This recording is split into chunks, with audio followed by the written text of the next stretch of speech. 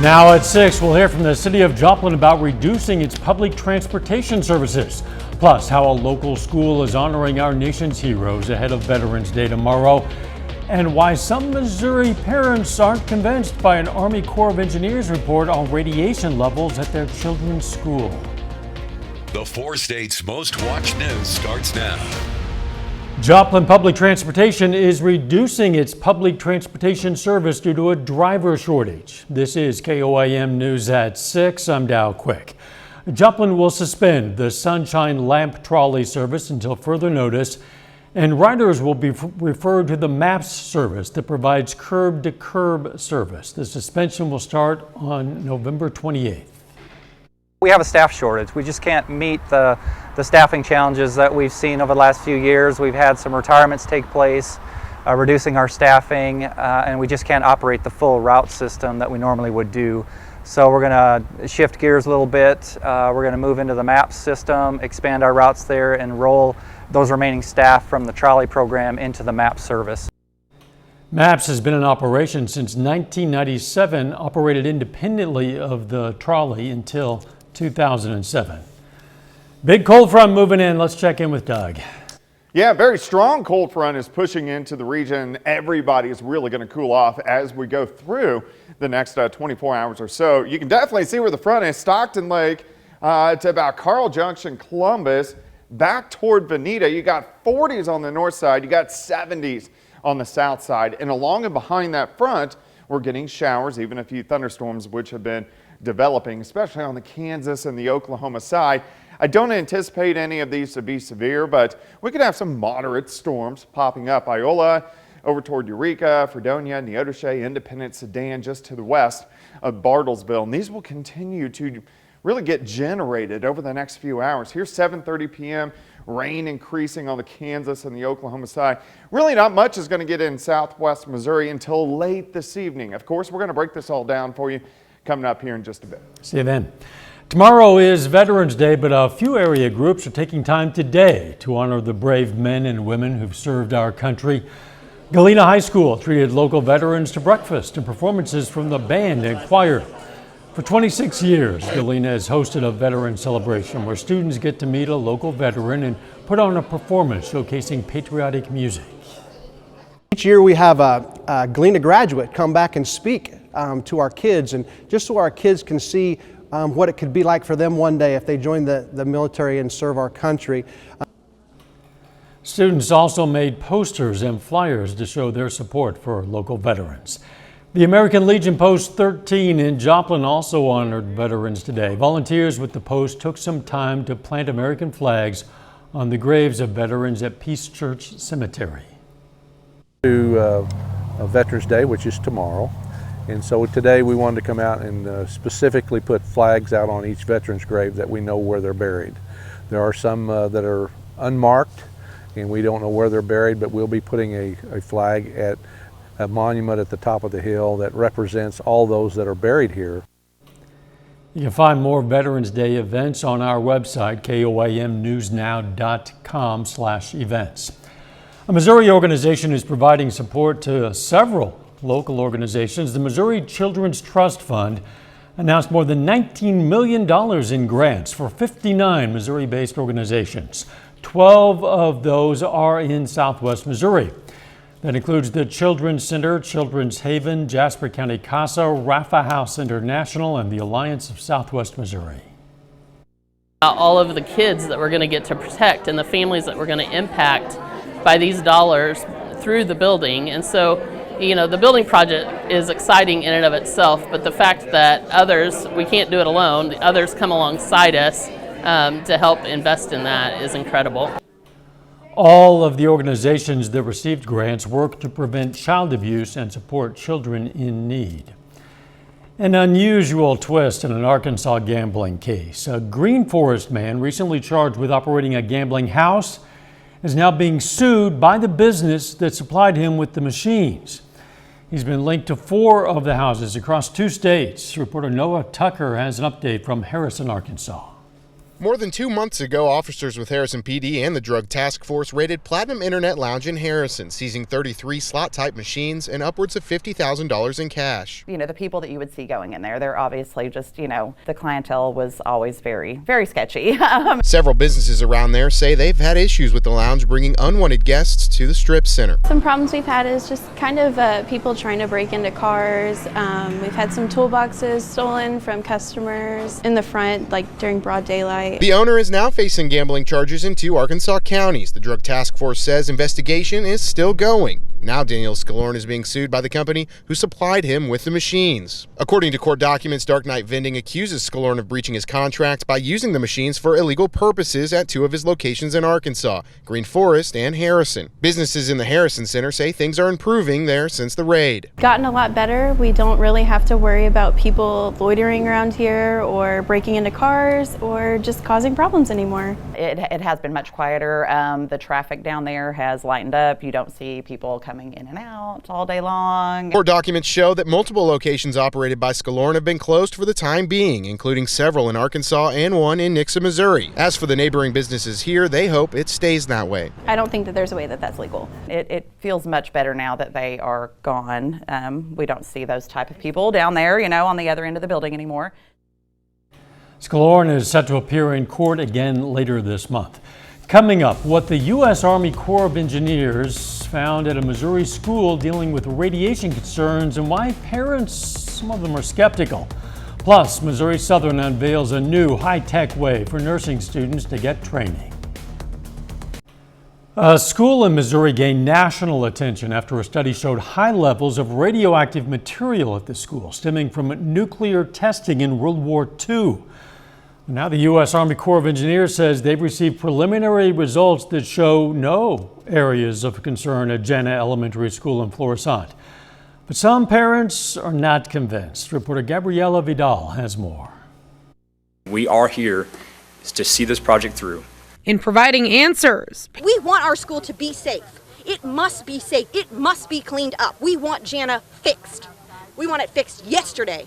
We have to get this addressed. Parents and faculty with Jena Elementary School were left with even more questions and skepticism. We will not allow the Army Corps of Engineers, Department of Energy, and any of their friends and contractors to continue to mislead our school district. As the U.S. Army Corps of Engineers shares their preliminary findings, claiming there is no presence of radioactive material in or outside of the school grounds, above what, quote, Mother Nature already provides. We have done extensive sampling and testing in this area. Beyond the current conceptual site model, which would have us in the creek at a 10-year floodplain. Because of the concern, we've gone above and beyond. I just don't want to raise my family there. I don't think it's not worth the risk, in my opinion. William Johnson and his family lived near Jena Elementary, and one of his daughters was still attending the school until last month, moving out of the area for good soon after the Boston Chemical Data Corps study revealed high levels of radioactive contamination at the school. I want to go on their testing, just like I went on the other people that put their report. I don't understand how one series of tests can produce all these different levels of different things and then another series produces none. I think that the Corps has told part of the story, and I don't doubt that their numbers for what they have are accurate because they are professionals. Marco Keltofen wrote the Boston Chemical study. He claims the U.S. Army Corps of Engineers did not test enough of their samples for certain radioactive isotopes or use their methods for sampling microscopic particles. We tested lead-210 in our samples, and I was actually surprised that the Army Corps only tested 22 of their 1,000 samples for lead-210. Now, I appreciate that they did a lot of work and they tested a lot of other things, but lead-210 was the one thing that we found at the highest levels. Even with the U.S. Army Corps of Engineers findings, the community is still waiting for them to provide data and a completed report to back up their claims. We don't want to bring incomplete or raw data. We want to make sure that we have the proper time to put it together and do our own analysis, but the preliminary assessment is that it is safe from radiological concerns. The U.S. Army Corps of Engineers will host a public town hall in Florissant next Wednesday to discuss their findings. Missouri Southern's nursing department has a new way to train our future healthcare workers. The department held a ribbon cutting today for its new virtual reality simulation lab. It includes headsets, controllers, and access to a library of more than 200 virtual reality scenarios designed to allow students to work on different skills. We call our Oculus goggles or virtual reality goggles, and then we have an application that we use, and the students can participate in patient care scenarios just like they would normally in simulation or in the hospital. The new VR lab was paid for by an anonymous donation made with the intent of supplying students with innovative technology. A little bit later, Pitt State looks to close out an undefeated regular football season this weekend against Fort Hays State. Plus, we have showers and thunderstorms increasing for us tonight. Those details coming up.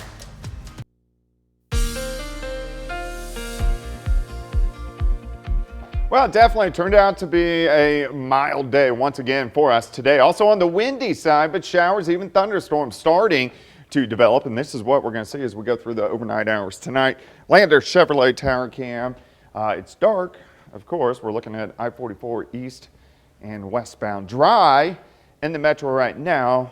Also still fairly warm, but the front right on our doorstep. Stockton, just north of Carthage, right about Carl Junction. Baxter, and all the way back toward Veneta. You got 40s behind it. You got upper 60s ahead of it. So we are really going to drop off as we go through the overnight hours for us tonight. 7th and Range Line, dry. 71 southerly winds 5 to 10. Humidity is at 63%. So through the overnight hours, quick drop. Rain increasing, 60s, 50s, 40s, 30s. We drop back to about 35 later on tonight. Look at the rain really blossoming over the past hour or so, mainly in our western counties. Pittsburgh, Joplin, Miami, Neosho, Carthage, all dry, but showers, some thunderstorms, really getting going, really from Iola, Chanute, Parsons, points west. We'll zoom in. Here's Yates Center, Iola. Pretty good little thunderstorms we're looking at Fredonia. Let's go a little bit farther south. Let's drop into Montgomery County, one little cell just to the north of Independence, out towards Sedan. We can go into northeastern Oklahoma. Here's Bartlesville picking up showers, even a few thunderstorms. So this is going to be the trend. This storm system extends from southern Oklahoma all the way up to a blizzard across North Dakota. It's a pretty strong system and definitely a strong cold front. All right, let's go through time. Here's 9:30. Still heaviest rain on the Kansas side, but starting to get to the I-44 corridor. By 11, showers, random thunderstorm, Kansas, Oklahoma, still southwest Missouri. Not a whole bunch going on. Then it gets in. So we are looking at 12:30, showers, thunderstorms across the region. Now the heaviest by 2, 3 o'clock in the morning along and south of I-44. Rain continues to push east. Here's 4 a.m. Notice the temps, 30s to near 40 as we continue through the morning hours. So here's 5:30 in the morning. Heaviest is pushing out. Could mix with a few sleet showers as those cooler temperatures continue to work in. So rain chances go way up, midnight, 2, 4, and then trail off right behind it. Rainfall amounts, we need it, I think on average, most of us get half an inch, maybe upwards to an inch in spots. Once we get rid of this system, we have the upper level wave. It kicks in tomorrow evening, so clouds move back in. And there could be a few random little snow showers in our far southern counties. Not a big deal. This is mainly going to stay to our south. As we clear out tomorrow night, look at our temps. We bottom out all the way down into lower 20s, and we just don't warm up much on Saturday. High temps only into lower 40s. All right, 43 for us tomorrow. 44 Saturday, 50 on Sunday. We have a system mainly staying to our south on Monday, but could clip us with some rain and snow showers. And then again, another system that could give us rain and snow showers next Thursday. A much colder week after 81 yesterday. Isn't that amazing? Yeah. It was like summer, and now it's going to be like winter, and maybe we're squeezing a little bit of fall in between. A little fall here and there. I guess. Thanks, Doug. Still ahead, the Pitt State Gorillas aim to finish off an undefeated regular season this weekend and earn a home game to begin the playoffs. And a trio of local softball players signed to continue their careers in college. Jacob Leonard has that and more up next.